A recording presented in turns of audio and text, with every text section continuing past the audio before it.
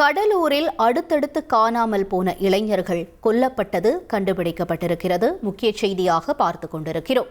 கூடுதல் விவரங்களை செய்தியாளர் தேவநாதன் வழங்க கேட்கலாம். தேவநாதன், வணக்கம். இந்த காணாமல் போன 2 இளைஞர்கள் யார்? இவர்கள் கொலை செய்யப்பட்டது தொடர்பான முதற்கட்ட விசாரணை தகவல் ஏதேனும் வெளியாக இருக்கா? என்ன நிலவரம்?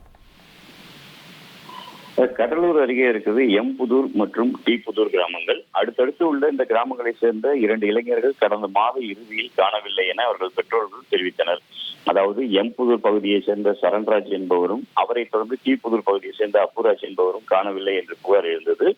இவர்கள் இருவரும் காணவில்லை என்று கடந்த ஜனவரி மாதம் இறுதியில அப்புராஜுடைய பெற்றோர்களும், பிப்ரவரி மாதம் 1ஆம் தேதி சரண்ராஜுடைய பெற்றோர்களும் காவல் நிலையத்தில் புகார் அளித்தனர். இந்த புகாரை தொடர்ந்து கடலூர் திருப்பாதிரி புலியூர் போலீசார் வழக்கு பதிந்தாங்க. வழக்கு பதிந்து தொடர்ந்து விசாரணை மேற்கொண்டுட்டு வந்தாங்க.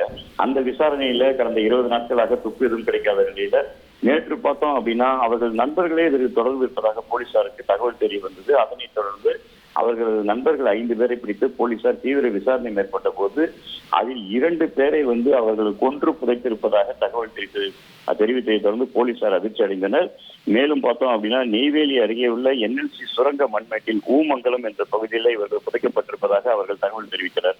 அதனைத் தொடர்ந்து தற்போது கடலூர் மாவட்ட காவல்துறை கண்காணிப்பாளர் ஜெயக்குமார் தலைமையில் ஏராளமான போலீசார் பாதுகாப்புடன் தற்போது அந்த 20 உடலும் தோண்டி எடுக்கப்பட்டு வருகிறது. மேலும் பார்த்தோம் அப்படின்னா இந்த 5 பேரிடம் தொடர்ந்து போலீசார் விசாரணை மேற்கொண்டு வருகின்றனர். இந்த கொலைக்கான காரணம் என்ன என்பது குறித்து அந்த விசாரணையானது நடைபெற்று வருகிறது. இன்னும் சற்று நேரத்தில் அந்த கொலைக்கான காரணம் தெரிய வரும் என போலீசார் தெரிவித்திருக்கிறாங்க. முதற்கட்டமாக இந்த 20 உடலும் அங்கிருந்து தோண்டப்பட்டு அந்த பகுதியிலேயே பிரேத பரிசோதனை செய்வதற்கான ஏற்பாடுகள் தற்போது நடைபெற்று வருகிறது. விவரங்களுக்கு நன்றி தேவநாதன்.